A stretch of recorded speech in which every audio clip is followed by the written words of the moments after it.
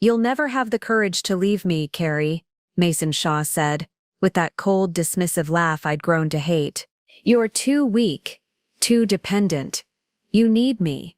He grabbed his briefcase and headed for the door, completely confident in his assessment of my character. What Mason didn't know was that I'd already signed the divorce papers that morning and spent the last 6 months systematically planning my escape from 18 years of emotional warfare. The front door slammed behind him with that familiar force that made the windows rattle.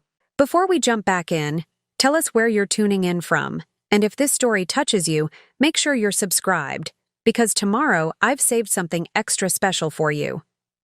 The same aggressive punctuation mark he'd been using to end our conversations for years. I stood in our pristine kitchen, surrounded by the silence he always left in his wake, and felt something I hadn't experienced in nearly 2 decades.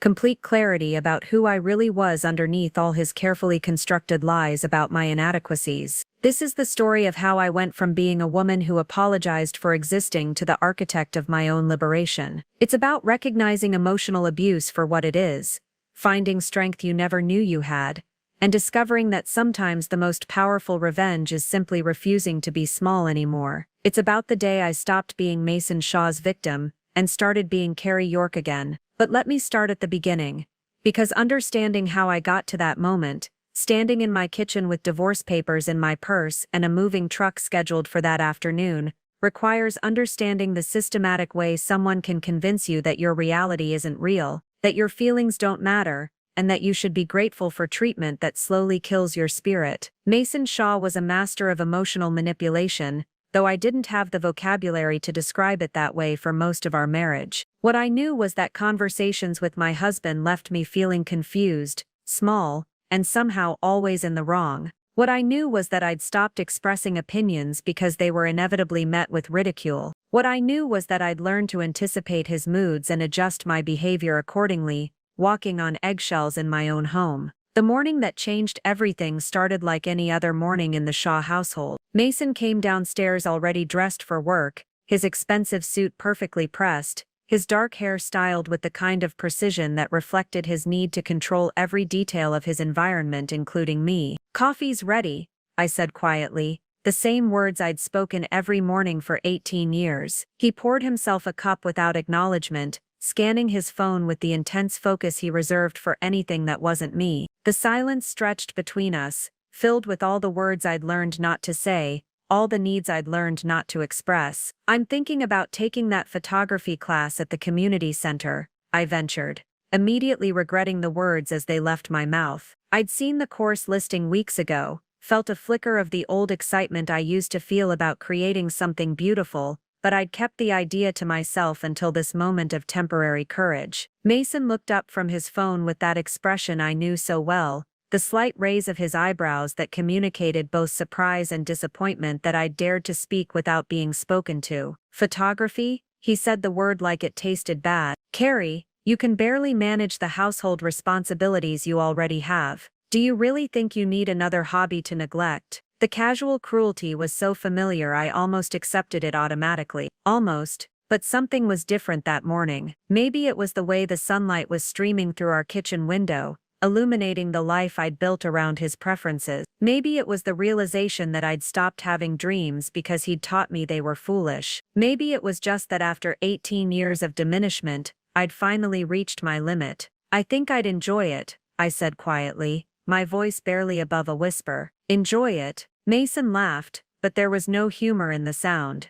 "Carrie, you're 42 years old. Don't you think it's time to accept reality? You're not artistic, you're not creative, you're barely competent at the basic functions of running a household. Photography classes are for people with actual talent, not bored housewives looking for validation." Each word landed like a physical blow, but this time, instead of absorbing the pain and apologizing for my presumption, I found myself really listening to what he was saying, really hearing the systematic way he dismantled my confidence, the calculated precision with which he attacked any spark of independence or self-worth. "Maybe you're right," I said, but something in my tone must have been different, because Mason's eyes sharpened with suspicion. "Of course I'm right," he replied, studying my face. "I'm always right about these things, Carrie. That's why our marriage works. because I understand reality and you understand your limitations. Our marriage works. The phrase echoed in my mind as I watched him finish his coffee and gather his things for work. Our marriage worked for him because he'd created a dynamic where I existed solely to support his needs, validate his superiority, and absorb his emotional violence without complaint. But what if I stopped accepting his version of reality? What if his assessment of my limitations was actually a reflection of his need to keep me small? What if the woman he'd convinced was incompetent and worthless was actually someone who'd been systematically prevented from discovering her own strength? I have late meetings tonight, Mason announced, checking his reflection in the hallway mirror. Don't wait up.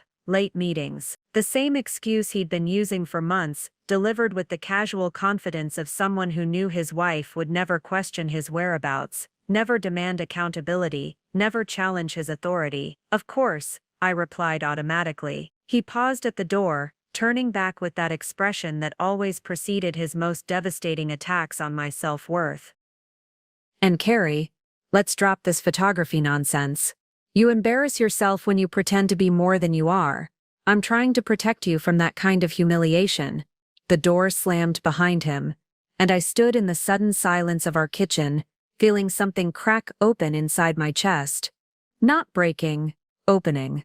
Like I'd been holding my breath for 18 years and suddenly remembered how to breathe. He was trying to protect me from humiliation?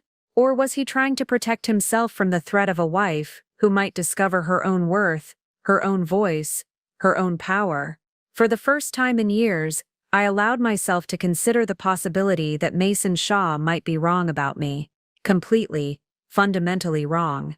And if he was wrong about my limitations, what else might he be wrong about?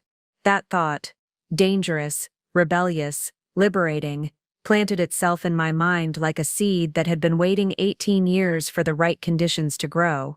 I was about to find out exactly how much Mason Shaw had underestimated the woman he'd spent nearly 2 decades trying to destroy. I met Mason Shaw when I was 24 years old, fresh out of college with a degree in graphic design and dreams that felt as big as the sky. I was Carrie York then, confident, creative, full of ideas and energy. I had plans to start my own design studio, to travel, to create art that would make people feel something beautiful and true. Mason was 28, already climbing the corporate ladder at Clyde Financial Services as an investment advisor. He was charming in that polished, professional way that made me feel sophisticated just by being in his presence. He wore expensive suits, drove a luxury car, and had this way of making me feel like I was the most fascinating woman in any room. Our early courtship was a whirlwind of expensive dinners, weekend getaways, and conversations where he seemed genuinely interested in my artistic ambitions. He'd ask about my design projects, encourage my creativity, and tell me how refreshing it was to meet someone with real talent and vision. "You're going to do amazing things, Carrie," he'd say, stroking my hair as we lay in bed talking about our futures. "I can see it in you, this incredible creative energy. I want to support that. I want to be part of your success." The shift happened so gradually I barely noticed it happening. It started with helpful suggestions about my career choices. Maybe freelance design work was too unstable for someone planning a serious future. Maybe I should consider a more practical application of my skills, something in marketing or corporate communications that would provide steady income and benefits. "I just worry about you struggling as an artist," Mason would say, his voice full of concern. "The creative field is so competitive, so unpredictable. I've seen too many talented people get crushed by the business side of it. I don't want that to happen to you." His concern felt like love, his practical advice seemed wise and protective. When he suggested I take a position at a mid-sized marketing firm instead of pursuing freelance work, I convinced myself it was a smart compromise. I could build my portfolio while earning steady income, then transition to independent work once I was more established. But the marketing job turned out to be soul-crushing work creating generic advertisements for products I didn't care about. My creativity withered under the demands of corporate mediocrity, and my portfolio remained static, while I churned out forgettable campaigns for quarterly quotas. Mason's response to my growing dissatisfaction was always the same: understanding mixed with gentle reality checks. Preparing and narrating this story took us a lot of time, so if you are enjoying it, subscribe to our channel. It means a lot to us. Now back to the story. I know it's not your dream job, he'd say, but it's building valuable experience. And honestly, Carrie, the commercial art world is brutal. This job is giving you stability and professional development that most artists never get. When I mentioned feeling creatively unfulfilled, he'd remind me of friends who'd struggled financially pursuing artistic careers. When I talked about missing the excitement of creative challenges, he'd point out how lucky I was to have predictable income and good benefits. Gradually, I stopped talking about my artistic ambitions altogether. It was easier than defending dreams that Mason consistently framed as impractical fantasies.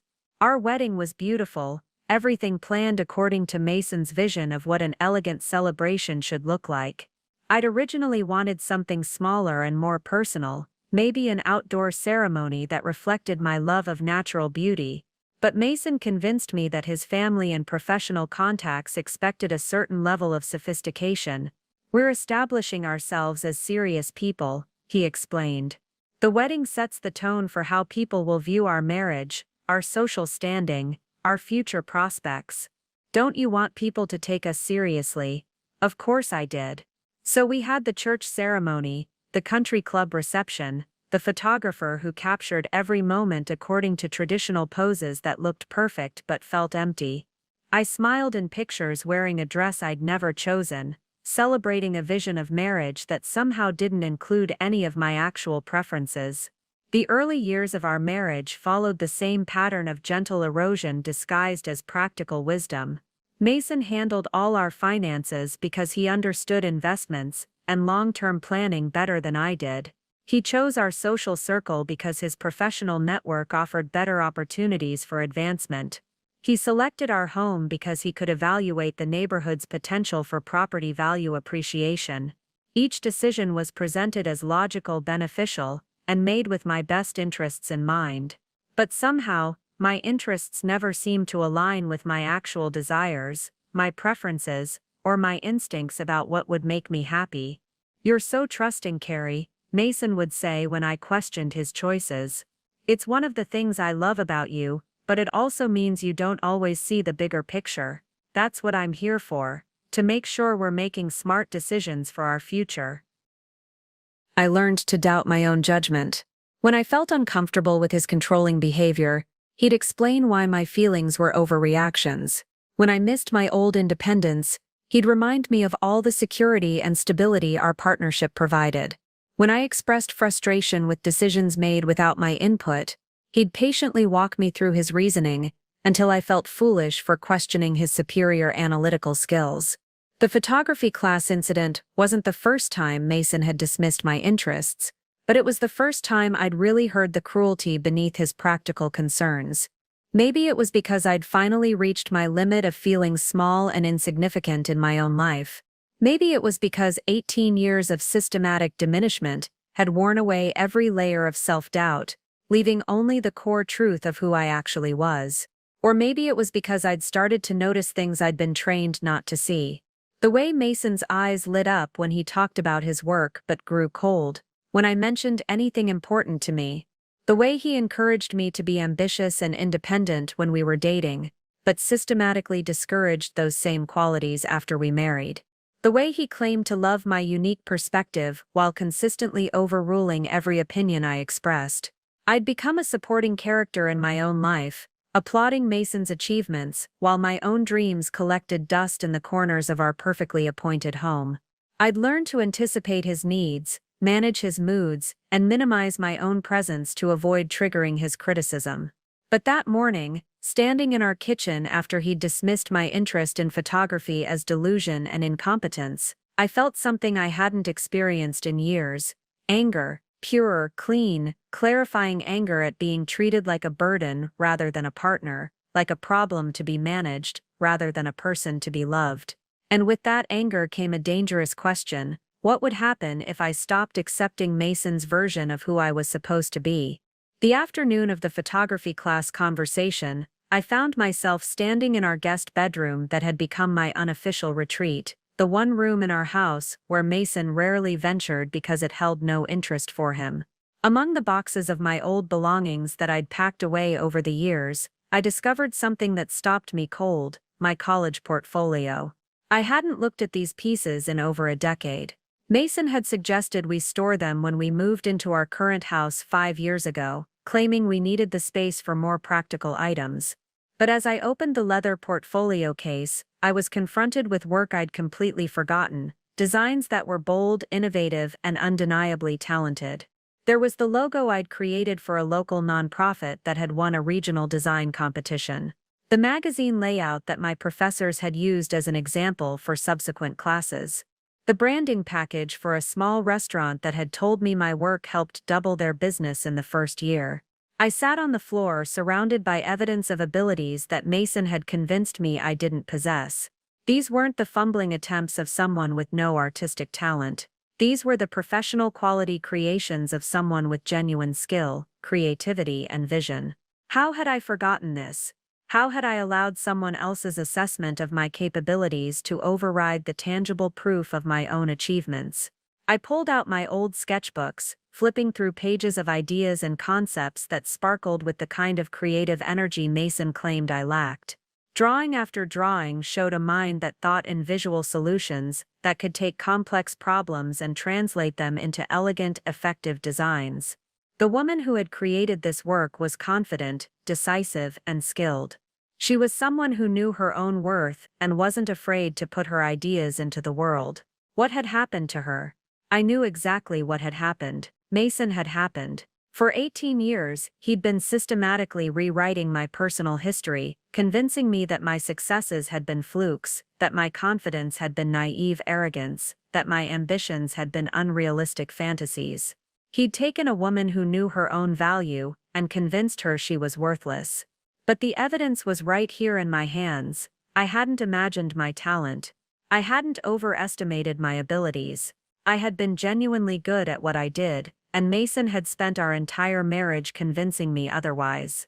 The realization hit me like a physical blow. If he'd been wrong about my artistic abilities, what else had he been wrong about? How many other aspects of my personality, my intelligence, my worth had he systematically distorted? I thought about all the times he'd dismissed my opinions as emotional or illogical. All the times he'd made financial decisions without consulting me, because I didn't understand complex matters. All the times he'd overruled my preferences, because I had poor judgment about important choices. What if my judgment wasn't poor? What if my emotions weren't excessive? What if my opinions weren't worthless? I started making a mental list of recent incidents where Mason had dismissed my concerns or insights. Last month, I'd suggested we should reconsider our investment strategy because something felt unstable about the market. Mason had laughed and told me I was being anxious about things I didn't understand. 2 weeks later, news broke about exactly the kind of economic shifts I'd been sensing. 3 months ago, I'd expressed concerns about his business partner David Clyde, something about the man's behavior that struck me as dishonest. Mason had accused me of being judgmental and paranoid, unable to appreciate sophisticated business relationships. But I'd noticed David's discomfort when I asked simple questions about their projects, the way his explanations never quite made sense. 6 months ago, I'd suggested we should be more involved in our community, that Mason's increasing isolation from neighbors and old friends seemed unhealthy. He'd explained that successful people naturally outgrow their earlier social circles, that I was being sentimental about relationships that no longer served our interests. In each case, Mason had positioned himself as the rational, knowledgeable authority, and me as the emotional, confused observer. But looking back with clear eyes,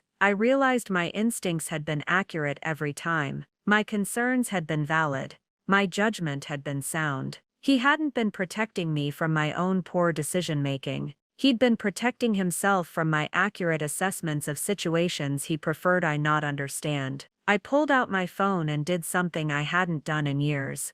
I called my college roommate Sarah, who'd been my closest friend before Mason convinced me that maintaining old friendships was a sign of emotional immaturity. Carrie, Sarah's voice was warm but surprised. Oh my God, I was just thinking about you last week. How are you? The simple question made me realize I didn't know how to answer it. How was I? When was the last time someone had asked me that question and actually waited for a real response? Mime, I'm not sure, I said honestly. Sarah, can I ask you something? Do you remember my design work from college? Are you kidding? You were the most talented person in our program. Professor Martinez used your portfolio as the example for good design thinking for years after we graduated. Why? The validation hit me like sunlight after years in a cave. I found my old portfolio today, and I'd forgotten how good it was. I've been told for so long that I don't have real artistic talent that I started believing it. The silence on the other end of the line stretched long enough that I wondered if we'd been disconnected. Carrie, Sarah said finally, her voice careful, who told you that you don't have artistic talent? Because that's insane. You had job offers from 3 major firms before graduation. You won the Creativity Award 2 years running. You were the person everyone else looked up to. The person everyone else looked up to. I tried to reconcile that description with the woman Mason had convinced me I was incompetent, impractical, lacking in real-world skills or meaningful abilities. My husband, I said quietly. Mason has always said I'm not really artistic, that I don't understand the commercial side of design, that my work isn't professional quality. Another long silence. Carrie, Sarah said, and her voice had changed, become gentle but firm. I need you to listen to me very carefully. Everything you just said is a lie. Not a mistake, not a difference of opinion. A lie. You are one of the most naturally gifted designers I've ever known. And if someone who claims to love you has convinced you otherwise, then that person is either blind or deliberately hurting you. Deliberately hurting me. The words settled into my consciousness like pieces of a puzzle I'd been trying to solve for 18 years. What if Mason's dismissal of my abilities wasn't protective concern? What if it was deliberate sabotage? After hanging up with Sarah, I sat in that guest bedroom surrounded by evidence of my own competence, feeling like I was seeing my life clearly for the first time in 18 years. But the human mind has an incredible capacity for self-protection, and mine immediately began working overtime to rationalize what I'd discovered. Maybe Mason wasn't deliberately undermining me. Maybe he genuinely believed his assessments of my limitations. Maybe his constant criticism came from a place of concern rather than control. Maybe I was overreacting to what was simply his honest opinion about my abilities. I tried to convince myself that couples often saw each other's weaknesses more clearly than their strengths. Perhaps Mason was just being realistic about my artistic skills while I was being overly sentimental about old college work. After all, there was a big difference between student projects and professional success in the real world. But even as I tried to rationalize his behavior, specific memories kept surfacing that challenged my explanations. I remembered the time, early in our marriage, when I'd been commissioned to design a logo for a friend's new business. I'd been excited about the project, working on concepts in the evenings and weekends. When I showed Mason my preliminary sketches, his response had been lukewarm at best. It's nice, Carrie, but is it really professional enough? I'd hate for you to embarrass yourself with amateur work. His doubt had infected my confidence. I'd second-guessed every design choice, revised the concept multiple times, and ultimately delivered work that felt watered down and safe. The client had accepted it but without the enthusiasm I'd hoped for. Mason's response had been a knowing nod. I tried to warn you, he'd said gently. Design work is harder than it looks from the outside. But what if the problem hadn't been my design skills? What if the problem had been the way Mason's criticism had sabotaged my creative confidence? What if my original concepts had been strong, and his doubt had made me second-guess my instincts until I produced inferior work? I thought about another incident from a few years ago. I'd mentioned wanting to update our home's interior design, suggesting some changes that would make the space feel warmer and more personal. Mason had listened politely, then explained why each of my ideas would be impractical or aesthetically questionable. You have good instincts, sweetheart, but interior design is really about understanding spatial relationships and color theory. It's more technical than people realize. I dropped the subject, accepting his assessment that I lacked the sophisticated understanding necessary for such decisions. But now I wondered, had my ideas actually been good? Had Mason dismissed them not because they were flawed, but because implementing them would have meant acknowledging my aesthetic judgment? The more I examined our history, the more I saw a pattern of Mason positioning himself as the expert on my own capabilities. He'd convinced me that my instincts were unreliable, my skills were amateur, and my judgment was poor. But he'd done it so gradually, so gently, that I'd never recognized it as systematic undermining. I tried calling my sister Abby, hoping for another perspective on my situation. We'd grown distant over the years, another relationship that Mason had encouraged me to deprioritize because Abby was too emotional and not a good influence on my personal growth. "Carrie, what a surprise." Abby's voice was genuinely happy to hear from me. "I was just telling Mom how much I miss talking to you. How are things?" "They're complicated," I said, then found myself telling her about the photography class conversation and my discovery of my old portfolio. Abby listened without interrupting, but I could hear her growing concern in the small sounds she made, little intakes of breath, quiet ims that suggested she was processing disturbing information.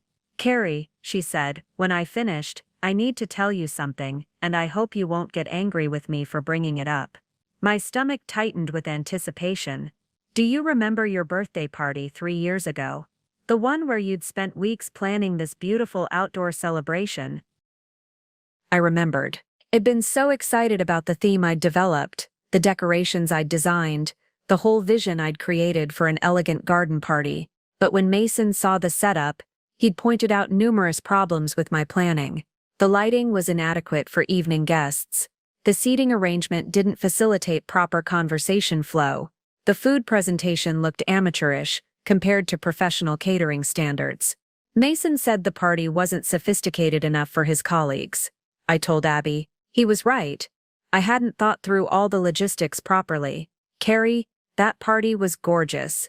Everyone talked about it for months. Mom still brings up how creative and elegant it was. But I watched Mason spend the entire evening pointing out problems that nobody else could see, making you feel like you'd failed when you'd actually created something beautiful." The memory shifted in my mind, Mason's criticism now seeming less like helpful feedback and more like deliberate sabotage of my confidence.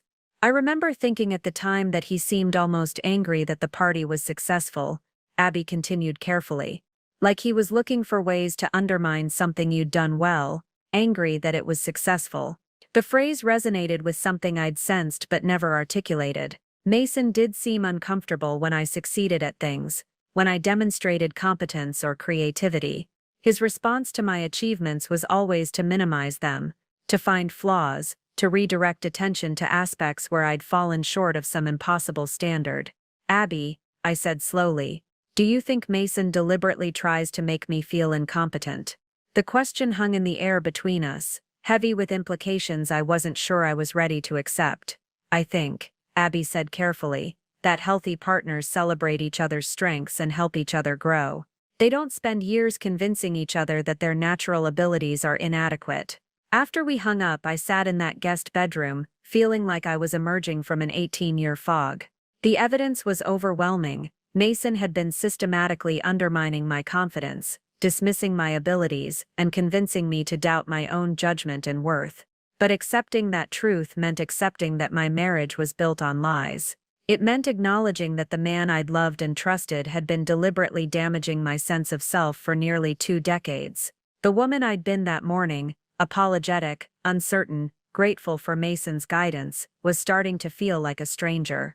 Someone I'd been convinced to become rather than someone I actually was. And if that was true, then who was I really underneath all his careful conditioning?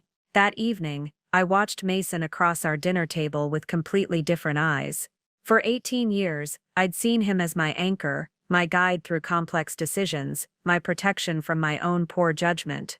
Now I saw him as a puzzle I needed to solve. He was telling me about his day, the same monologue he delivered every evening about important meetings, difficult clients, and complex financial strategies that were beyond my understanding. But tonight, instead of nodding along and feeling grateful that he handled such sophisticated matters, I found myself analyzing his words, his tone, his body language. "The Morrison account is giving us some trouble," he said, cutting his steak with precise movements. "They're questioning our investment strategy, asking for detailed explanations that frankly demonstrate their lack of understanding about market complexities." I'd heard variations of this story countless times, clients who questioned Mason's expertise because they were too unsophisticated to appreciate his advanced knowledge. But tonight, I wondered what if the Morrisons' questions were legitimate? What if their concerns were valid, and Mason was dismissing them the same way he dismissed mine? "What kind of questions are they asking?" I said, surprising both of us with my follow-up inquiry. Mason paused, his fork halfway to his mouth, and gave me a sharp look. "Technical questions about portfolio allocation and risk assessment. Nothing you'd find interesting." There it was, the automatic dismissal, the assumption that my curiosity was inappropriate or pointless. But instead of accepting the shutdown, I pressed gently forward. "Try me," I said, with a small smile. "I might understand more than you think." Something flickered across Mason's face, annoyance, maybe, or surprise that I wasn't backing down immediately. "Carrie, trust me, you don't want to hear about yield curves and derivative exposure ratios. It's incredibly boring, unless you have the background to understand the implications." The condescension was so smooth, so practiced, that I realized he'd been using this exact formula for years. Claim the subject was too complex for me, then add that it would bore me anyway, then conclude with an assessment of my inadequate background knowledge. "Maybe I'd like to learn about those things," I said, keeping my voice light and curious rather than challenging. Mason set down his fork and studied me with the kind of intense focus he usually reserved for his work. "Where is this coming from? You've never shown interest in financial matters before." Maybe I've never felt like my interest was welcome before. The words came out before I'd consciously decided to say them, and they hung in the air between us like an accusation. Mason's expression shifted through several emotions: confusion, irritation, and something that looked almost like fear. "Of course your interest is welcome," he said, but his tone suggested the opposite. "I just don't want you to feel overwhelmed by information that takes years of study to properly understand." Years of study, as if basic curiosity about our family's financial situation required advanced degrees and professional certification, as if asking about his work was presumptuous rather than normal spousal conversation. "Well, maybe you could start with something simple," I suggested, "like how we're doing overall. Are we meeting our long-term financial goals?" Mason's jaw tightened almost imperceptibly. "We're doing fine, Carrie. You don't need to worry about these things. That's my job. But I'd like to understand, Carrie." His voice carried a warning edge. I knew well. "You're being unusual tonight. Is something bothering you?"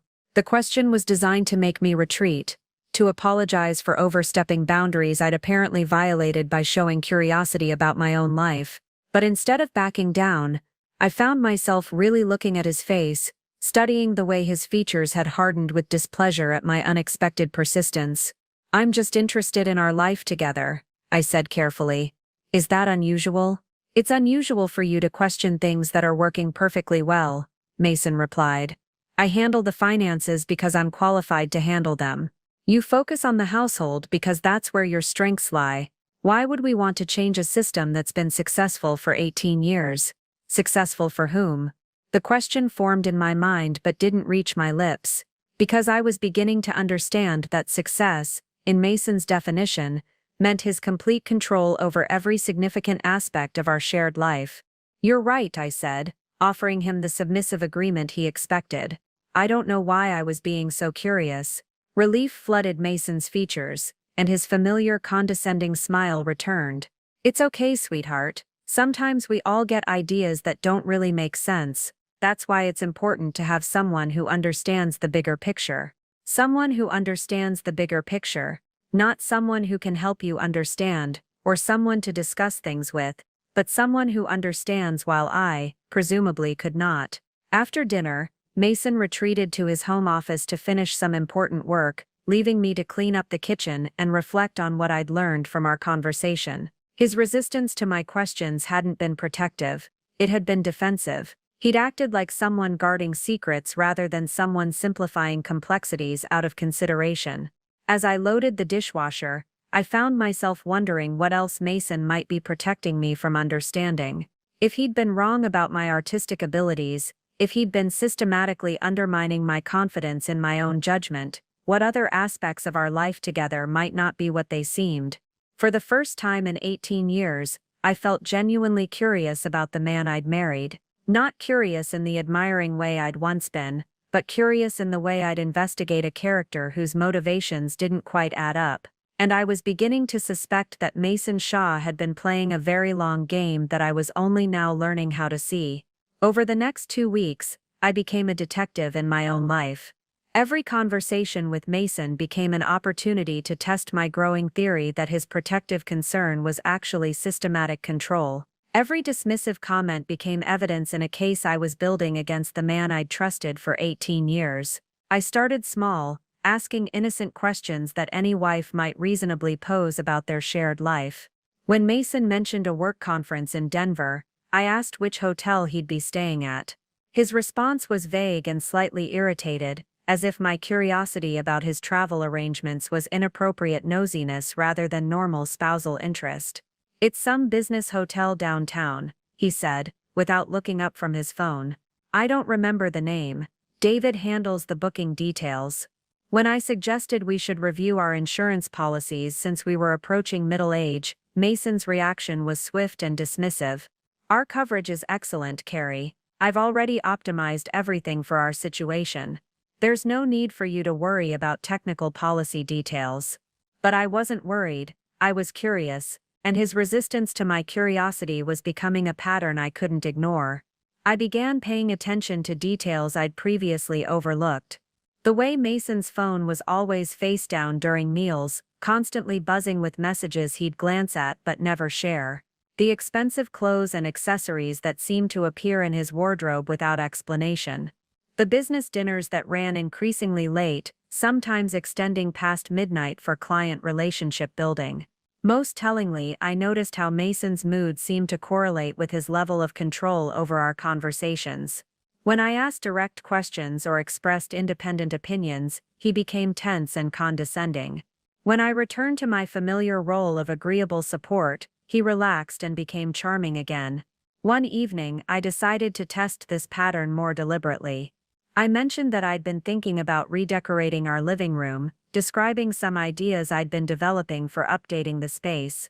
Mason's response was predictably dismissive.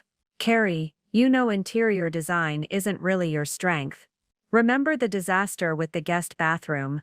We ended up hiring professionals to fix your color choices." But I did remember the guest bathroom project, and my memory didn't match his version. I'd created a beautiful cohesive design that had received compliments from every visitor. The only person who'd criticized it was Mason, who'd nitpicked details until I'd lost confidence in the entire concept. "Maybe I could take some design classes," I suggested, watching his face carefully. "Brush up on current trends and color theory." "Classes?" Mason laughed, but there was no humor in the sound. "Carrie, you're 42 years old. Don't you think it's time to accept your limitations instead of chasing fantasies about talents you don't actually possess?" The cruelty was so casual, so automatic, that I realized this wasn't about design classes. This was about Mason's need to keep me convinced of my own inadequacy. I began researching emotional abuse online, typing careful search terms into browsers at the public library, where my internet activity couldn't be monitored. What I found was a detailed description of my marriage written by strangers who'd never met Mason or me. Systematic undermining of the victim's confidence. Check. Isolation from supportive relationships. Check. I'd lost touch with most of my college friends and family members over the years, usually after Mason expressed concerns about their negative influence on my personal growth. Financial control and withholding of information. Check. I had no independent access to our accounts, no clear understanding of our financial situation, and no involvement in major monetary decisions. Gaslighting. Making the victim question their own memory and perception of reality. Check, check, check. The clinical descriptions of emotional abuse tactics read like a manual for my marriage. Every strategy was familiar. Every technique was something I'd experienced. Every warning sign was present in my relationship with Mason. But the most chilling discovery was reading about the long-term effects on victims: decreased self-esteem, learned helplessness, difficulty trusting their own judgment, and a gradual erosion of identity until they no longer recognized the person they'd been before the abuse began. I thought about the confident, creative woman I'd been at 24, full of dreams and self-assurance. Then I thought about the woman I'd become: apologetic, uncertain, grateful for scraps of approval from a man who seemed to view my very existence as an inconvenience. Mason hadn't just been wrong about my abilities, he'd been deliberately destroying them. The realization was both devastating and liberating. Devastating because it meant accepting that the man I'd loved had been systematically damaging me for 18 years. Liberating because it meant the problem wasn't my inadequacy, it was his cruelty. I started documenting everything. Conversations where Mason dismissed my opinions, incidents where he rewrote history to make me question my own memory, examples of financial decisions made without my input or knowledge, a pattern of isolation from friends and family who might have offered alternative perspectives on my worth. The evidence was overwhelming. I wasn't living in a marriage. I was living in an elaborate psychological prison designed to keep me small, dependent, and grateful for my captor's attention. But prisons only work if the prisoner doesn't realize they're incarcerated. And I was finally beginning to understand that the door had never actually been locked. 3 weeks into my investigation of my own marriage, I made a discovery that changed everything. I was doing laundry, something I'd done faithfully every Wednesday for 18 years, when I found a receipt in Mason's jacket pocket. The Meridian Hotel, downtown, room service for 2, champagne and strawberries. The date was last Tuesday, when Mason had claimed to be in meetings until nearly midnight. My hands trembled as I stared at the small piece of paper that destroyed the last of my illusions about my marriage. The emotional abuse had been devastating enough, but this was different. This was concrete proof that while Mason had been systematically destroying my self-worth, he'd also been betraying me in the most fundamental way possible. I sat on our bedroom floor, surrounded by his expensive clothes that I'd been dutifully caring for, and felt something crack open inside my chest. Not my heart breaking, that had been happening slowly for 18 years. This was something deeper, the final shattering of my willingness to make excuses for him. But I didn't confront him immediately. Instead, I did what I'd learned to do over the past month. I investigated. I began paying attention to Mason's schedule with forensic precision. The late nights that had become increasingly frequent, the business trips that seemed oddly timed, the new cologne he'd started wearing, the way he'd become protective of his phone, taking it with him even to the bathroom. I noticed how he'd started working out more regularly, updating his wardrobe with younger, trendier clothes, how he'd begun getting expensive haircuts, and had recently bought contact lenses to replace the glasses he'd worn for years. These weren't the behaviors of a man focused on his career advancement. These were the behaviors of a man trying to impress someone new. Over the following week, I found more evidence. Credit card statements showing dinners at expensive restaurants I'd never been to, charges for jewelry from stores I'd never heard of, a florist bill for arrangements that had never appeared in our home. Each discovery was like another weight added to a scale that had been tipping toward truth for weeks. Mason wasn't just emotionally abusive, he was actively deceiving me while spending our money on someone else. The cruelest part was remembering all the times he'd criticized my spending. When I'd wanted to take art classes, he'd lectured me about being fiscally responsible. When I'd suggested we update our outdated furniture, he'd explained why such expenses were impractical. When I'd asked for a small budget for personal purchases, he'd made me feel selfish for wanting anything beyond basic necessities. But apparently, champagne and jewelry for his mistress were perfectly reasonable expenses. I found myself wondering how long it had been going on. Were the late nights and business trips always cover stories for his affair? Had he been living a double life for months, years, while I'd been home feeling grateful for his support and protection?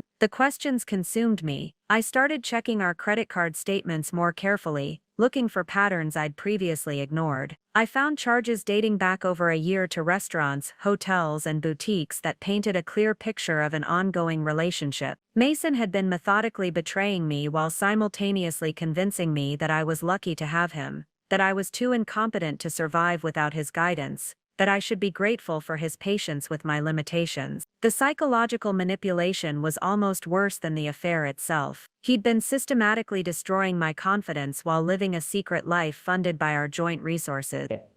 He'd made me feel small and worthless while treating another woman to romantic dinners and expensive gifts. But as I sat there surrounded by evidence of his betrayal, something unexpected happened. Instead of feeling devastated, I felt clear. For the first time in 18 years, I had absolute clarity about my situation. Mason Shaw was not a good man who'd made mistakes. He was not a loving husband who'd grown distant. He was a manipulative, cruel person who'd spent nearly 2 decades systematically damaging my psyche while betraying our marriage. I thought about all the times I'd blamed myself for our problems. All the times I'd wondered what was wrong with me that I couldn't make him happy. All the times I'd accepted his criticism as constructive feedback rather than deliberate cruelty.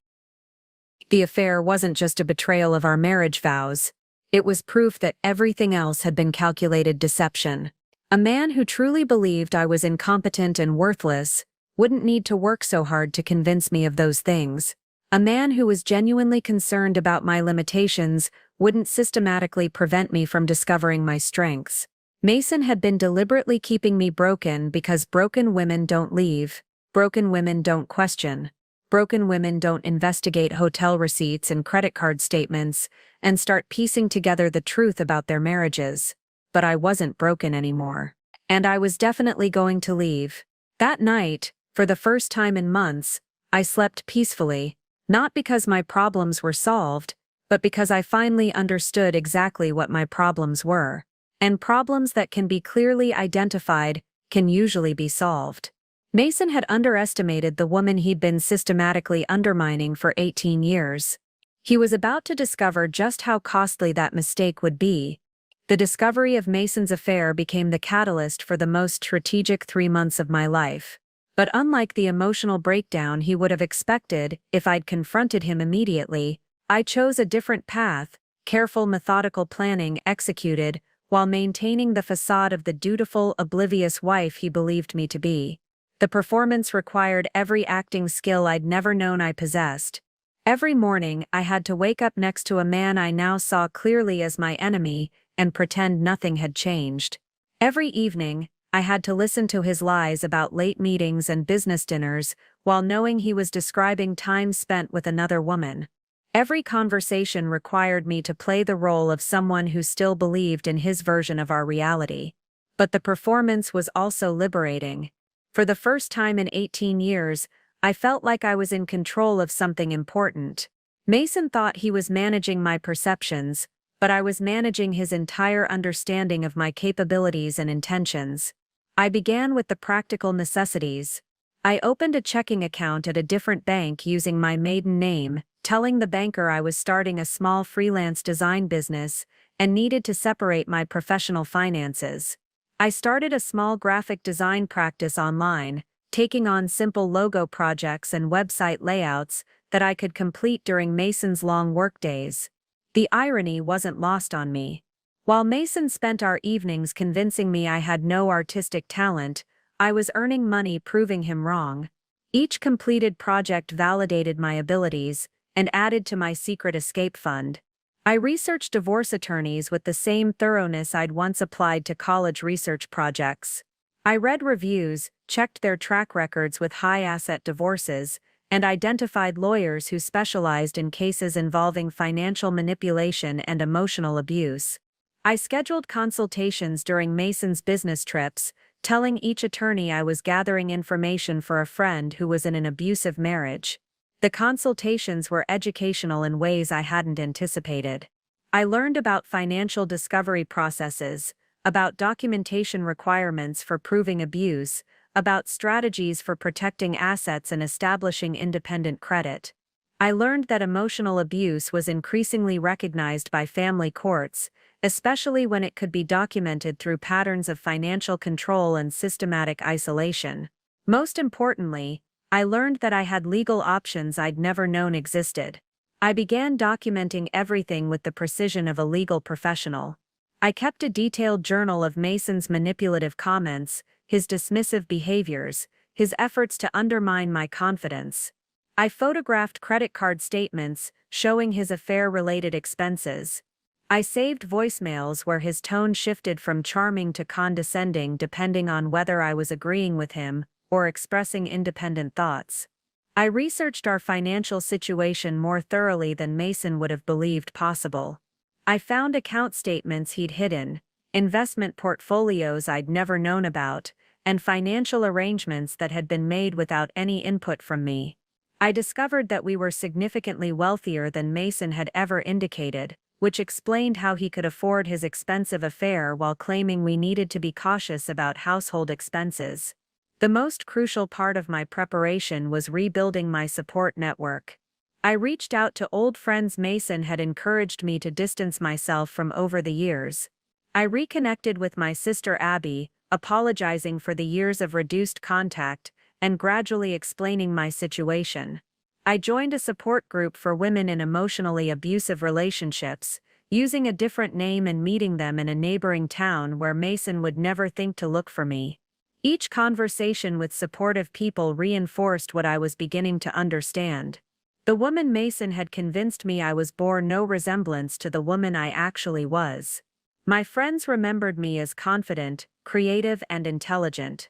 My sister reminded me of achievements Mason had trained me to minimize. The support group helped me recognize patterns of abuse I'd been conditioned to accept as normal. I started physical preparation as well. I began working out regularly, not for Mason's approval but for my own strength and confidence. I updated my wardrobe with clothes that reflected my own taste rather than Mason's preferences. I got a new haircut that made me feel like myself for the first time in years. Mason noticed some of these changes, but interpreted them through his usual lens of condescension. When he commented on my new exercise routine, he suggested I was probably going through a midlife phase and shouldn't overdo it. When he saw my new clothes, he warned me not to spend too much money on fashion experiments that might not suit me. His dismissive responses only reinforced my determination. Every patronizing comment reminded me why I was leaving. Every attempt to undermine my confidence provided more evidence for my documentation. Every lie about his whereabouts gave me more time to prepare for my escape. 3 months after finding that hotel receipt, I had everything in place: legal representation, financial independence, comprehensive documentation of abuse, and a clear plan for my new life. I had transformed from a woman who apologized for existing into someone who was prepared to fight for her freedom. Mason had no idea that the submissive wife he'd created was about to disappear forever. But first, I had to let him make one final mistake that would give me the perfect opportunity to reveal exactly how much he'd underestimated me. My opportunity came in the form of Mason's own arrogance. 3 months into my secret preparation, he made the mistake of leaving his laptop open on our kitchen counter while he took a shower. For 18 years, that laptop had been as off-limits as a classified government file. Mason guarded it obsessively, never letting it out of his sight, always closing it when I entered the room. But success in his double life had made him careless. I had maybe 15 minutes before he'd finish his shower and come looking for his precious device. I moved quickly but methodically, photographing screen after screen of information that painted a devastating picture of Mason's secret activities. What I found went far beyond a simple affair. Mason wasn't just cheating on me, he was systematically defrauding his clients at Clyde Financial Services. Email chains showed him moving client funds into personal investment accounts, skimming fees that were never disclosed, and creating fake portfolio statements to hide his theft. The amounts were staggering: over $2 million diverted from retiree accounts, pension funds, and college savings plans. His mistress, I discovered, was named Samantha Clyde, the daughter of his business partner David. She wasn't just an affair, she was an active participant in the fraud scheme, using her position as a junior associate to access client accounts and manipulate records. The email exchanges between them were nauseating. They mocked their elderly clients as easy marks and celebrated successful thefts like they were legitimate business victories.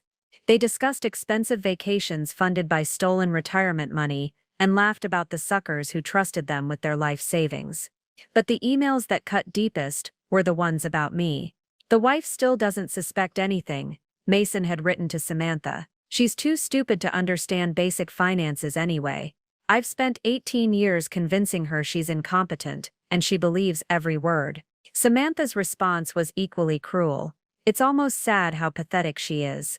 Grateful for scraps of attention from a man who can barely stand to be in the same room with her. At least she serves a purpose, perfect cover for our activities. They'd been using my ignorance as camouflage for their crimes. While I'd been home feeling grateful for Mason's financial management, he'd been stealing millions of dollars and using our marriage as his alibi for respectability. I photographed everything: bank statements, client lists, evidence of forged documents, proof of money laundering through shell companies. I captured the emails discussing their criminal activities and their contemptuous discussions of me. I documented a paper trail that would put both of them in federal prison for decades. As I heard the shower turn off upstairs, I closed the laptop and returned to the living room, my heart pounding but my mind crystal clear. I now had evidence of crimes that dwarfed the emotional abuse I'd endured. Mason wasn't just a manipulative husband, he was a federal criminal who'd been using our marriage as cover for a massive fraud operation, but I couldn't go to the authorities as myself. If I reported Mason directly, he'd know I was the source, and I wasn't ready for that confrontation yet. I needed to maintain my cover while the investigation unfolded, gathering more evidence while he remained unaware of his exposure. That afternoon, I drove to a town 40 miles away and used a payphone outside an old diner to call the FBI's financial crimes hotline. I'd researched the process carefully, knowing that anonymous tips about financial fraud were taken seriously when they included specific, verifiable information. "I want to report a major financial fraud scheme," I told the agent who answered. "Multiple victims, millions in stolen retirement funds, ongoing criminal activity." I provided detailed information about Mason's operation, client names, account numbers, specific dates of fraudulent transactions. I described the shell companies, the fake statements, the systematic theft from elderly clients who trusted him with their life savings. "This is very specific information," the agent observed. "Are you involved in the company in some way?" "I have access to evidence," I replied carefully. "But I need to remain anonymous for my own protection. These people are dangerous, and I'm afraid of retaliation." I arranged to send encrypted files containing the photographs I'd taken, using a secure server the FBI provided. Within hours, federal investigators would have comprehensive evidence of Mason's crimes, complete with financial records and email correspondence proving intent to defraud. "We take these cases very seriously," the agent assured me. "If your information checks out, we'll begin an investigation immediately." As I drove home, I felt a strange mixture of exhilaration and terror. I'd just set in motion events that would destroy Mason's entire world: his career, his freedom, his carefully constructed facade of respectability.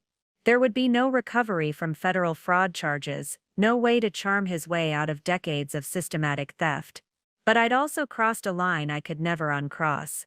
I was no longer just a wife planning to divorce her abusive husband. I was a federal informant whose actions would send the father of someone's children to prison for the rest of his life. Yet as I thought about all the elderly clients who'd trusted Mason with their retirement savings, all the families who'd believed in his integrity, all the dreams that had been shattered by his greed, I felt no regret. Mason had built his fortune on lies and theft. It was time for the truth to collect its due. The morning I planned to serve Mason with divorce papers, he woke up in an unusually cheerful mood. He hummed while he shaved, wore his most expensive suit, and actually attempted conversation during breakfast. He was probably celebrating some recent success in his criminal enterprise, or planning another romantic getaway with Samantha, completely unaware that federal agents were already building a case that would destroy everything he'd stolen. "You seem happy," I observed, watching him butter his toast with the same precise movements he used for everything in his controlled little world. "Just feeling optimistic about some new opportunities," he replied, that familiar condescending smile playing at his lips. "Big developments at the firm. David and I are about to close some very lucrative deals." Big developments indeed.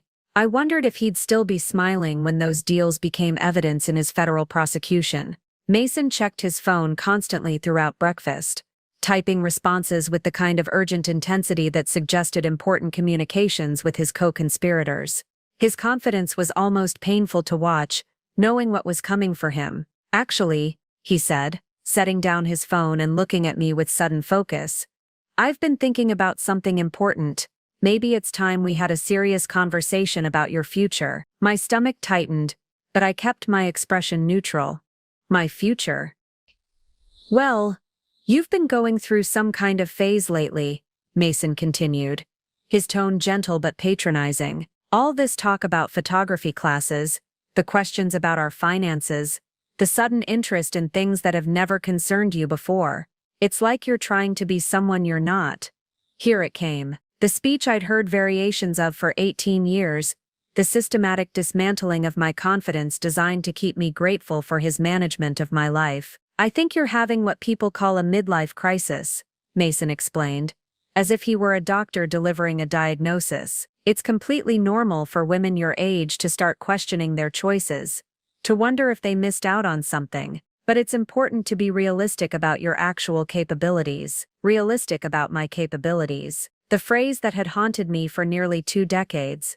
The constant reminder that I was fortunate to have someone who understood my limitations better than I did. What I'm trying to say, Mason continued, reaching across the table to pat my hand in that condescending way I'd once found comforting, is that you need to accept who you are instead of chasing fantasies about who you think you could become. The irony was staggering. While Mason lectured me about accepting reality, he was living in a complete delusion about his own invincibility. While he warned me against unrealistic expectations, he was stealing millions of dollars and believing he'd never face consequences. You're probably right, I said, giving him the submissive agreement he expected. I have been feeling a bit lost lately. Relief flooded Mason's features. He loved nothing more than a wife who recognized her place and appreciated his guidance. It's okay, sweetheart, he said, his voice taking on that patronizing tone he used when he felt particularly magnanimous. That's what I'm here for,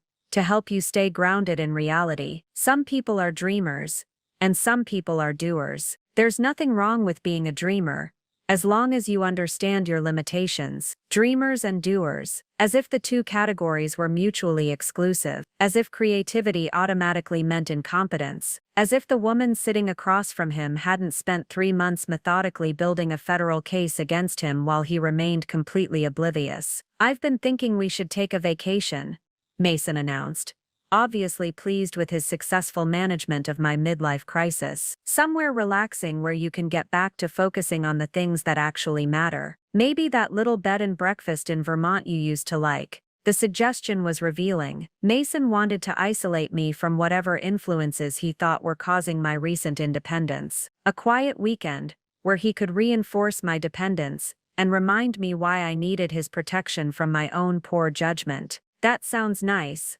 I replied, knowing I'd be long gone before any such trip could materialize. Mason's phone buzzed again, and his attention immediately shifted back to his secret communications. Probably Samantha updating him on their latest theft or planning their next romantic encounter. He responded with the kind of focused intensity that suggested urgent criminal coordination. I have important meetings today, he announced, gathering his things with the self-important efficiency he'd perfected over the years. Some deals that could set us up very well for the future.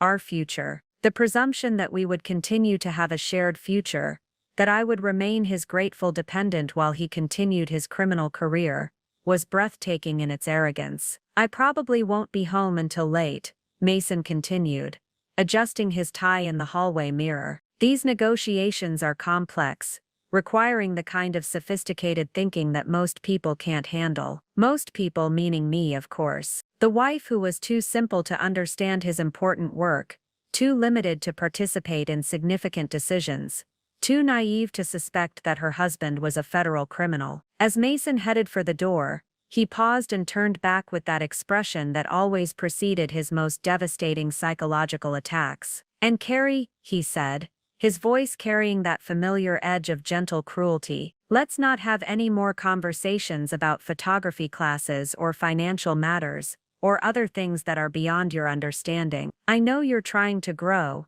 but some limitations are permanent. I'm just trying to protect you from embarrassing yourself." The door closed behind him with that same aggressive force he'd been using for 18 years, leaving me alone in the sudden silence of our kitchen. But this time, his dismissive exit felt like liberation rather than abandonment. Because Mason Shaw had just delivered his final lecture about my limitations to a woman who was about to show him exactly how wrong he'd been about everything. 2 hours after Mason left for his important meetings, I sat in my kitchen with 3 envelopes spread before me on the same table where he'd just finished lecturing me about my limitations. The first contained divorce papers, filed that morning and signed with my full legal name, Carrie York, for the first time in 18 years. The second held copies of every piece of evidence I'd gathered about his financial crimes. The third contained something Mason would never expect: documentation of my secret business ventures that had earned me enough money to be financially independent. At 10:30 a.m.,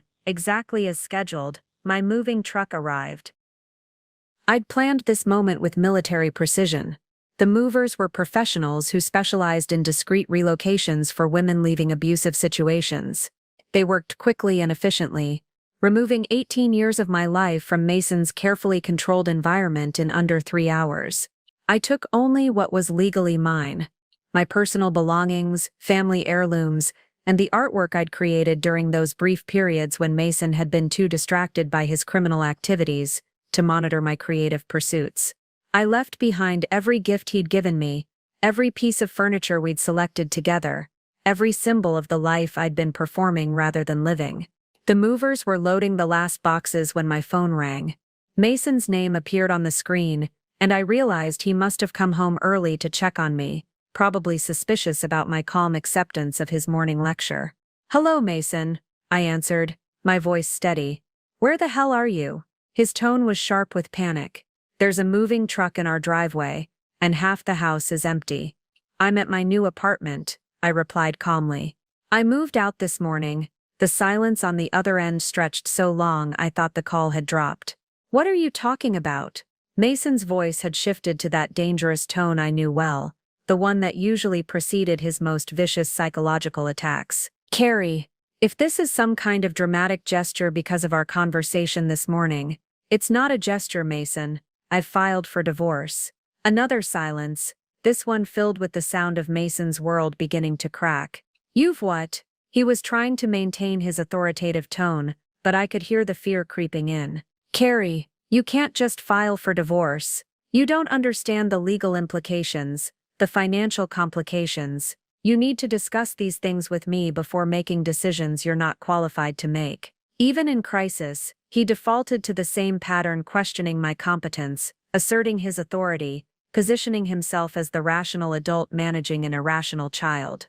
"Actually, I understand the implications perfectly," I said. "I've been working with an attorney for 3 months. Everything has been thoroughly planned and properly executed." 3 months? The disbelief in his voice was almost comical. "That's impossible. You don't have the organizational skills to plan something like this. You couldn't coordinate a move without my help."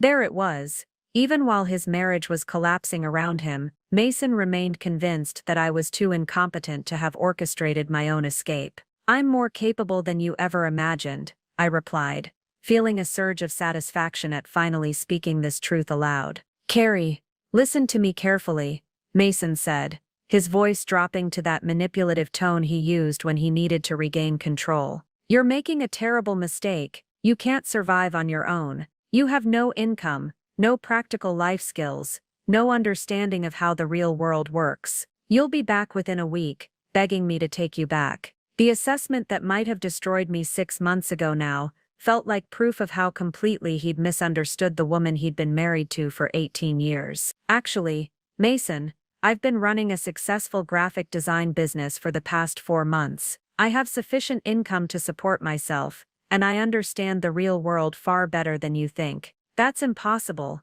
he said flatly. "You don't have the talent for professional design work. I've told you repeatedly that your artistic abilities aren't commercial quality." "You've told me many things that turned out to be lies," I replied. "About my abilities, about your work, about your late nights and business trips." I could practically hear him processing this, trying to understand how his carefully managed wife had developed the capability to investigate his activities. "What do you mean about my work?" His voice had become very quiet, very careful. "I mean, I know about the stolen client funds, Mason. I know about the fake statements, the shell companies, the money laundering. I know about Samantha Clyde, and your partnership in defrauding retirees. The silence that followed was different from the others. This wasn't shock or disbelief. This was the sound of a man realizing that his entire carefully constructed world was about to collapse. "I don't know what you think you've discovered," Mason said finally. But his voice lacked its usual confidence. "But you're obviously misunderstanding complex financial arrangements that are beyond your comprehension." "I'm not misunderstanding anything," I said. "And neither will the FBI when they receive the comprehensive evidence I've compiled about your criminal enterprise." "The FBI?" Now Mason's voice cracked completely. "Carrie, what have you done?" "I've done what you always said I was too stupid to do," I replied. "I've solved a complex problem through careful analysis and strategic action. I've protected innocent people from a criminal who was stealing their life savings. And I've finally stopped accepting your version of who I am." "You can't prove anything," Mason said, but the desperation in his voice suggested he knew otherwise. "Actually, I can prove everything. 18 years of marriage taught me one valuable skill, Mason. I learned to be very, very thorough when documenting the truth." The call ended with Mason shouting threats and accusations, but I barely heard them. For the first time in 18 years, his words had no power over me. I was finally free. Within 30 minutes of our phone call, Mason was pounding on the door of my new apartment. I watched through the peephole as he stood in the hallway, his expensive suit wrinkled, his perfect hair disheveled, his face contorted with a rage I'd never seen before. The composed, condescending man who'd lectured me about my limitations that morning had been replaced by someone desperate and dangerous. "Open this door, Carrie," he shouted, his voice echoing through the hallway. "We need to talk about this insanity immediately." I didn't open the door. Instead, I called my attorney, Rebecca Shaw, a woman who specialized in high-conflict divorces and had seen Mason's type many times before. She'd warned me that abusive men often escalated their behavior when they lost control, and she'd helped me prepare for exactly this scenario. "He's here," I told her quietly, staying away from the door. "Just like you predicted. Are you safe? Do you need me to call the police?" "I'm safe for now. The building has security, and he can't get past the lobby without a key card, but he's not going away." Mason's pounding intensified, and I heard him trying the door handle repeatedly. "Carrie, I know you're in there. This is ridiculous. You can't just disappear and refuse to discuss this like adults." Like adults. The phrase was rich coming from a man who was having a public tantrum in an apartment hallway because his wife had finally developed a spine. "I'm going to send someone to document his behavior," Rebecca said. "Keep recording everything. His reaction to losing control will be valuable evidence for our case." I started recording on my phone, capturing Mason's increasingly unhinged demands and threats. The polished, sophisticated businessman he presented to the world was disintegrating in real time, revealing the entitled, controlling man I'd lived with for 18 years. "You think you're so smart?" Mason yelled through the door. "You think you can just walk away from everything I've built for us? You don't have the intelligence or the strength to survive without me." The irony was staggering. While Mason screamed about my inadequacies from a public hallway, I was calmly coordinating with legal professionals, managing a crisis he couldn't handle, and demonstrating exactly the kind of competence he'd spent years convincing me I didn't possess. After 20 minutes of his ranting, building security arrived. I watched through the peephole as 2 uniformed guards approached Mason with professional calm. "Sir, we've had complaints about the disturbance," one of them said. "We need you to leave the premises immediately." Mason's response was predictably arrogant. "Do you know who I am? I'm Mason Shaw from Clyde Financial Services. This is my wife's apartment, and I have every right to speak with her." "Actually, sir, you don't," the guard replied. "This is a private building, and you're not on the resident's approved visitor list. You need to leave now, or we'll call the police." I could see Mason's face through the peephole, and the entitled fury there was more revealing than 18 years of marriage had been. This was who he really was when his careful control was stripped away. A man who believed rules didn't apply to him, that his professional status gave him the right to intimidate and dominate. "This is harassment," Mason shouted as the guards escorted him toward the elevator. I'm being denied access to my own wife by hired security. This is going to cost someone their job. Even while being forcibly removed from the building, Mason was threatening people's livelihoods, trying to use his perceived power to punish anyone who didn't submit to his demands. My phone rang as soon as Mason was escorted out. His name appeared on the screen, and I debated whether to answer. Rebecca had advised me to document all contact, so I accepted the call but didn't speak first. "This is insane, Carrie," Mason said, his voice now shifting to the manipulative tone he used when aggression failed. "You're destroying our entire life over some misunderstanding. Whatever you think you know about my work, you're wrong. You don't understand complex financial arrangements." "I understand theft, Mason.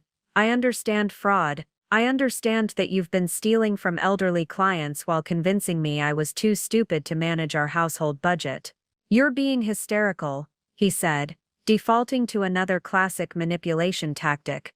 "You're emotional and confused, and you're making decisions that will ruin both our lives. Come home, and we'll discuss this rationally." "I am home," I replied. "This is my home now, and there's nothing to discuss. The divorce papers are filed, the evidence is with federal authorities, and I'm done being managed by someone who views me as a burden rather than a partner." "Federal authorities?" Mason's voice cracked again.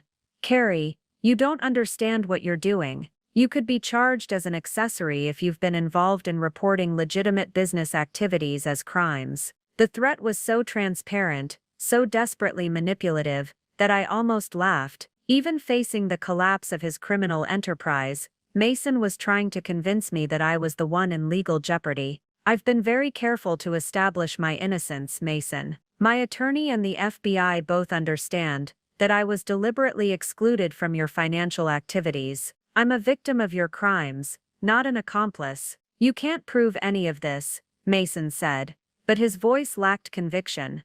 "I've already proven it. Bank records, email correspondence, client files, everything is documented and verified. Your criminal partnership with Samantha Clyde is fully exposed." The mention of Samantha's name triggered another explosion of rage. "How dare you spy on my private communications? That's invasion of privacy. That's illegal surveillance.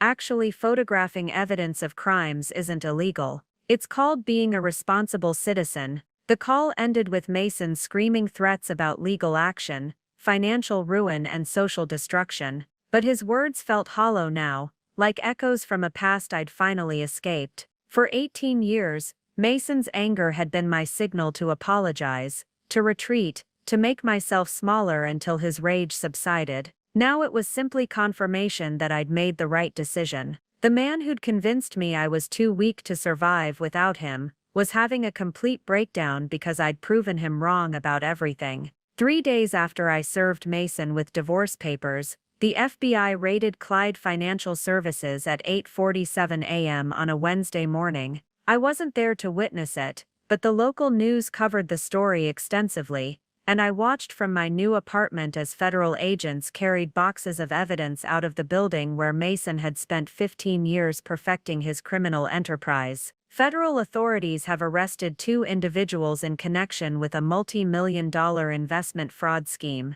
the news anchor reported. Mason Shaw and Samantha Clyde of Clyde Financial Services are accused of systematically stealing from client accounts over a period of several years. The footage showed Mason being led away in handcuffs, his expensive suit and perfectly styled hair looking absurd against the harsh reality of federal custody. The confident, condescending man who'd lectured me about my limitations just days earlier now looked small and frightened, surrounded by FBI agents who weren't impressed by his professional credentials or social status. Samantha Clyde was arrested at her luxury apartment, the one Mason's stolen money had helped furnish. The news showed her covering her face with a designer handbag as agents escorted her to a waiting vehicle, her youth and beauty offering no protection against the consequences of her choices. My phone rang within hours of the arrests. Rebecca, my attorney, was calling with updates about the investigation and its impact on our divorce proceedings. "The federal charges actually strengthen our case significantly," she explained. Mason's criminal activities establish a pattern of deception and financial abuse that extends beyond your marriage. The court will view his systematic theft as evidence of his character and his willingness to betray people who trusted him. What happens to the stolen money? I asked, thinking about the elderly clients who'd trusted Mason with their retirement savings. The FBI has frozen all assets connected to the scheme. Eventually, there will be a restitution process to return stolen funds to victims. But it's a complex procedure that can take years to complete. I thought about Mrs. Henderson, the sweet elderly woman who'd trusted Mason with her late husband's pension, about the young couple who'd invested their children's college fund with him, about all the people who'd believed in his professional integrity while he was systematically robbing them. I want to help, I said. I have documentation that might assist with victim restitution. Financial records that could help identify exactly how much was stolen from each client. Rebecca was quiet for a moment. Carrie, you should know that cooperating with federal investigators might expose you to additional scrutiny. Are you prepared for that level of involvement? I'm prepared for whatever it takes to make this right, I replied. These people trusted Mason, and he betrayed that trust. If my evidence can help them recover their stolen money, then I want to provide it. The next morning, I met with Special Agent Lisa York, no relation, despite the shared surname, at the FBI field office downtown. She was a financial crimes specialist who'd been investigating white-collar fraud for over a decade, and she treated me with the kind of professional respect I'd forgotten existed. Mrs. Shaw, she began, then caught herself. I'm sorry, Ms. York. Your anonymous tip was invaluable to our investigation. The evidence you provided allowed us to move quickly before more money could be stolen or hidden offshore. I'm glad I could help, I said, but I want to do more than just provide evidence. I want to understand how this happened, how Mason was able to deceive so many people for so long. Agent York spread several documents across the conference table, showing me the scope of Mason's criminal operation. Your husband was very sophisticated in his approach. He targeted clients who trusted him completely, elderly individuals, recent widows, people who weren't comfortable managing their own investments. The pattern was familiar. Mason had used the same techniques on his clients that he'd used on me, establishing himself as the expert, convincing them they were incapable of understanding complex matters, and gradually taking complete control of their financial decisions. He made them feel stupid for asking questions, I observed, studying the client profiles. Exactly. He convinced them that their concerns were naive, that their instincts were wrong, that they should be grateful for his superior knowledge. It's a classic pattern in financial abuse cases. Financial abuse. The term perfectly described what Mason had done to me for 18 years, and apparently to dozens of other people who'd trusted him with their money and their futures. The good news, Agent York continued, is that your documentation has helped us trace most of the stolen funds. We've identified the shell companies, the offshore accounts, and the fake investment vehicles Mason used to hide the money. Recovery will take time, but we're confident that most victims will eventually get their money back. As I left the FBI office that afternoon, I felt something I hadn't experienced in years, pride in my own capabilities. The same analytical skills Mason had dismissed as worthless had been instrumental in bringing down his criminal enterprise. The attention to detail he'd mocked as obsessive had provided federal investigators with the evidence they needed to protect future victims. The woman Mason had convinced was too stupid to understand his work had been smart enough to document his crimes and brave enough to report them to federal authorities. His assessment of my limitations had been wrong about everything. But his victims would get justice, and that was worth every moment of fear, every day of careful planning, every risk I'd taken to escape his control. Mason Shaw had finally faced someone he couldn't manipulate, couldn't dismiss, and couldn't intimidate into silence. And that someone was the wife he'd spent 18 years trying to destroy. 6 weeks after Mason's arrest, I received a call that added a layer of poetic justice to his downfall that even I couldn't have scripted. Special Agent York was calling with an update that would have been laughable if it weren't so perfectly fitting. Miss York, I thought you'd want to know about a development in your ex-husband's case, she said. her voice carrying what sounded suspiciously like amusement. "We've discovered that Mason Shaw was keeping extraordinarily detailed records of all his criminal activities." "What do you mean?" I asked, settling into my new apartment's comfortable reading chair, a piece of furniture I'd chosen entirely for my own taste rather than anyone else's approval. "I mean, he documented everything.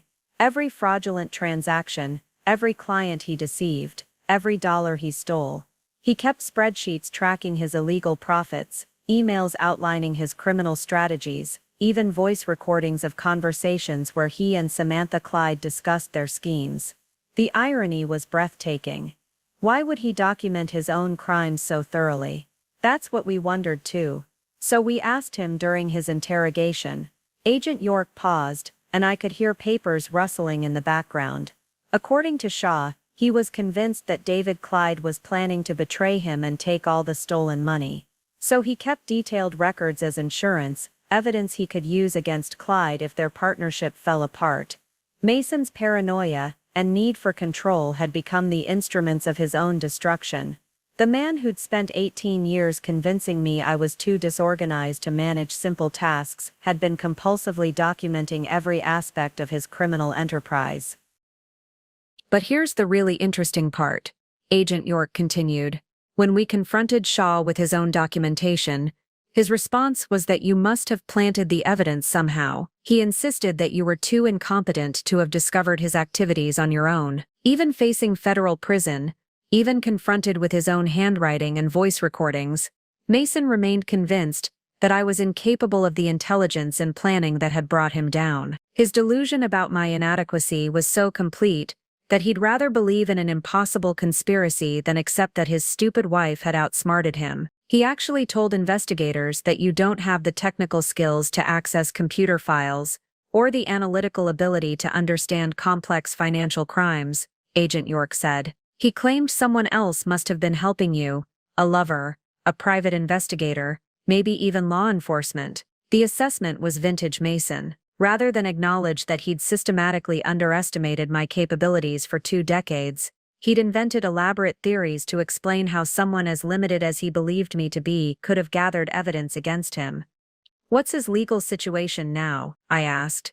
"Not good. His own documentation makes prosecution straightforward. We have his handwritten notes describing which clients would be easy targets for theft. We have emails where he bragged about stealing retirement funds. We have recordings where he and Samantha Clyde celebrated successful frauds." Agent York explained that Mason's meticulous record-keeping had eliminated any possibility of claiming the thefts were accidental or misunderstood. His own words proved criminal intent, deliberate deception, and callous disregard for his victims. His attorney is trying to negotiate a plea deal, but the evidence is so overwhelming that prosecutors aren't offering much. Shaw is looking at 15 to 20 years in federal prison, minimum 15 to 20 years. I tried to imagine Mason, with his obsession with professional status and social respectability, spending the next 2 decades in federal custody. The man who'd built his identity around being superior to everyone else would be reduced to a number in the prison system. "There's one more thing," Agent York said. "Shaw's been asking to speak with you. He seems to believe he can convince you to recant your testimony or claim you misunderstood what you discovered." The request was so typically Mason that I almost laughed. Even from jail, even facing overwhelming evidence of his guilt, he remained convinced that he could manipulate me back into submission. He still believed I was the confused, dependent woman he'd spent 18 years creating. "I have no interest in speaking with him," I said firmly, "but I am curious about something. How is he handling prison?" "Not well," Agent York replied. According to his cellmate, Shaw spends most of his time explaining to anyone who'll listen that he's the victim of a massive misunderstanding. He claims his wife was too stupid to understand legitimate business practices and accidentally reported normal financial activities as crimes. Even in prison, Mason was telling the same story he'd been telling for 18 years, that I was too incompetent to understand reality, too limited to recognize my own mistakes, too naive to function without his guidance. The man whose own documentation had convicted him remained convinced that I was the confused one. "Agent York," I said, "please make sure the prosecution knows that I'll testify at trial if needed." Mason Shaw spent 18 years convincing me I was worthless, and I want his victims to see that he was wrong about everything. As I hung up the phone, I realized that Mason's downfall wasn't just about justice for his financial crimes. It was about the ultimate validation of every instinct he'd taught me to doubt, every opinion he'd dismissed as worthless, every capability he'd convinced me I didn't possess. The woman he'd systematically destroyed had become the architect of his destruction, and he still couldn't see how that was possible. 1 year after signing those divorce papers, I stood in the gallery space of my own design studio, surrounded by work that proved everything Mason had been wrong about. The opening reception for my first solo exhibition was in full swing, and I watched clients, colleagues and friends admire the creative work he'd spent 18 years convincing me I was incapable of producing. The studio itself was a testament to capabilities I'd forgotten I possessed. Clean lines, sophisticated color schemes, and innovative spatial solutions that had earned recognition from the design community and attracted a steady stream of high-end clients. The business that had started as a secret escape fund had evolved into something far beyond what I'd imagined possible. Carrie, the response to your rebranding campaign for Henderson Industries has been incredible, said Clara Martinez, my former college professor, who'd become both a mentor and friend again. Their sales increased 40% in the first quarter after the launch. You've definitely found your niche in corporate identity design, Henderson Industries. The irony wasn't lost on me that one of my most successful projects involved rebranding a company whose trust Mason had violated. They'd hired me specifically because they needed someone who understood the importance of authentic professional integrity, something their previous financial advisor had clearly lacked. I never thought I'd be grateful for 18 years of marriage to a criminal, I said, adjusting one of the portfolio displays, but understanding corporate fraud from the inside gave me unique insights into how businesses need to rebuild trust. My specialization in crisis communication and reputation rehabilitation had developed organically from my own experience. Companies that had suffered breaches of trust, executives who needed to rebuild credibility, organizations recovering from scandal, they all needed someone who understood how systematic deception worked and how authentic transparency could restore confidence. The work was challenging, creative, and personally meaningful in ways I'd never expected. Miss York. A young woman approached with the kind of nervous energy I recognized from my own early career. Hi, Abby Chen, a graphic design student at the university. Professor Martinez suggested I introduce myself. I'm working on my senior thesis about women who restart their careers after major life changes. Abby Chen. The surname gave me pause. I wondered if she was related to Mason's former partner in crime, Samantha Clyde, who'd reverted to her maiden name after her conviction. But this young woman radiated the kind of genuine enthusiasm and integrity that Samantha had never possessed. I'd be happy to talk with you about career transitions, I said. But I should mention that my story involves some difficult circumstances. Domestic abuse, financial fraud, federal investigations. It's not a typical professional journey. That's exactly why I want to hear it, Abby replied earnestly. I'm researching how women rebuild their professional identities after escaping controlling relationships. Your story represents hope for women who think it's too late to discover their real potential. Over the following weeks, I found myself sharing my experience more openly than I'd ever intended. The interview with Abby led to speaking engagements at women's shelters, articles in business magazines about financial abuse, and eventually a consulting practice focused specifically on helping women rebuild their careers after leaving abusive relationships. The support group I joined during my marriage had evolved into something larger, a nonprofit organization providing resources, mentorship, and financial assistance to women escaping emotional and economic abuse. I served on the board, using my business experience to help other women develop the practical skills they needed for independence. You know what I find most remarkable about your story, said Dr. Sarah Clyde, a therapist who worked with our organization and had no relation to Mason's criminal partners despite the shared surname.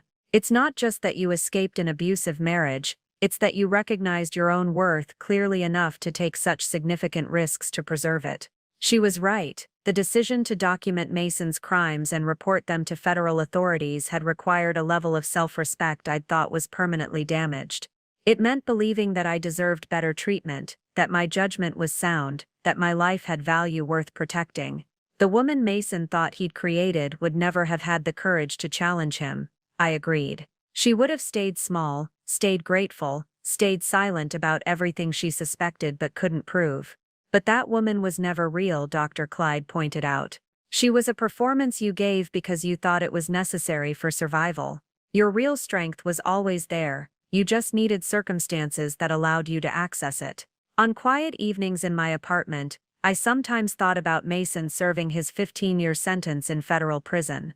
According to Agent York, he'd continued insisting throughout his trial that I was too incompetent to have gathered evidence against him. His own attorney had eventually stopped trying to convince him that underestimating me had been his biggest mistake. The appeals process had failed, the victim's restitution was proceeding smoothly, and Mason Shaw was learning that superior intelligence wasn't determined by the ability to manipulate others, but by the wisdom to recognize and respect the intelligence around you. I'd built a life that reflected my actual values, capabilities, and dreams. I'd created work that mattered, relationships based on mutual respect, and a sense of self-worth that no one could take away. The woman Mason had tried to destroy had become someone stronger than he'd ever imagined possible, and I was just getting started. As I sit here in my design studio 2 years after that morning when Mason told me I'd never have the courage to leave him, I'm struck by how completely wrong one person can be about another, and how completely wrong we can be about ourselves when we accept someone else's version of our reality. The woman who signed those divorce papers while Mason was at work, who had already packed her belongings and planned her escape, was not the woman he thought he'd married. She wasn't the incompetent, dependent, grateful creature he'd spent 18 years trying to create. She was the woman I'd always been underneath his systematic dismantling of my confidence. I think about all the times I apologized for taking up space, for having opinions, for wanting more than the small life Mason had designed for me. I think about how I'd learned to make myself invisible to avoid triggering his criticism, how I'd shrunk my dreams to fit his narrow vision of my capability. But I also think about the strength it took to maintain any sense of self under that kind of relentless psychological pressure. The fact that I survived 18 years of emotional abuse with my core identity intact, even if it was buried under layers of learned helplessness, speaks to a resilience I never knew I possessed. Mason's biggest mistake wasn't underestimating my intelligence, though he certainly did that. His biggest mistake was believing his own lie about my worth. He'd convinced himself so thoroughly that I was worthless that he stopped seeing me as a threat. He became careless because he genuinely believed I was incapable of the analytical thinking and strategic planning that brought him down. The irony is that everything he dismissed about me, my attention to detail, my ability to see patterns, my persistence in pursuing answers, these were exactly the qualities that made me effective at documenting his crimes. The skills he'd mocked as obsessive perfectionism were the skills that built an airtight federal case against him. I learned something profound about the nature of abuse during those months of secret preparation. Abusers don't just hurt their victims, they fundamentally misunderstand them. They mistake compliance for stupidity, silence for acceptance, adaptation for weakness. They confuse their ability to control someone with evidence of that person's inferiority. Mason spent 18 years thinking he was managing an incompetent woman who needed his guidance to function. In reality, he was suppressing a competent woman who was adapting to an impossible situation with remarkable resourcefulness. Every time I adjusted my behavior to avoid his criticism, every time I made myself smaller to accommodate his ego, I was demonstrating exactly the kind of strategic thinking he claimed I lacked. The woman he thought he'd created was actually the woman who destroyed him. Today, when I help other women rebuild their lives after leaving abusive relationships, I always tell them the same thing: the person your abuser convinced you that you are is not real. The weakness he claimed to see, the limitations he insisted were permanent, the inadequacies he used to justify his control, none of that reflects your actual capabilities. You are so much more than the person someone else needed you to be to feel powerful. And discovering who you really are is the beginning of everything. If you're listening to this story and recognizing yourself in my experience, I want you to know something: you are not crazy, you are not overreacting, and you are not as helpless as someone has convinced you that you are. Maybe you're in a relationship where your partner dismisses your intelligence, questions your judgment, or makes you feel grateful for basic respect. Maybe you've started apologizing for having opinions, second-guessing instincts that used to guide you confidently, or making yourself smaller to avoid conflict. Maybe you've forgotten who you were before someone else started defining your worth. I want you to listen to me very carefully. That person exists. The confident, capable, intelligent woman you used to be, or the woman you've always had the potential to become, she's still there. She's been adapting, surviving, finding ways to maintain her essence despite systematic efforts to destroy it. Your abuser's assessment of your limitations is not an objective evaluation of your capabilities. It's a reflection of their need to control you, their fear of your actual strength, their understanding that keeping you small is essential to maintaining their power. The same qualities that make you effective at managing an impossible relationship, the hypervigilance, the attention to detail, the ability to read emotions and adjust accordingly, these are not signs of weakness, they're evidence of remarkable intelligence and adaptability. You've been using sophisticated survival skills while being told you're incompetent. You've been making complex strategic decisions while being told you have poor judgment. You've been managing an abusive person's emotions while being told you're too emotional. You are already demonstrating the exact capabilities your abuser claims you lack. Start documenting things, not necessarily for legal purposes, though that might become important, but for your own clarity. Write down the conversations that leave you feeling confused. Record the incidents that make you question your own memory. Keep track of the promises that are broken, the explanations that don't add up, the patterns that emerge when you start paying attention. You'll be amazed at how much you actually see and understand when you stop accepting someone else's interpretation of reality. Reconnect with people who knew you before,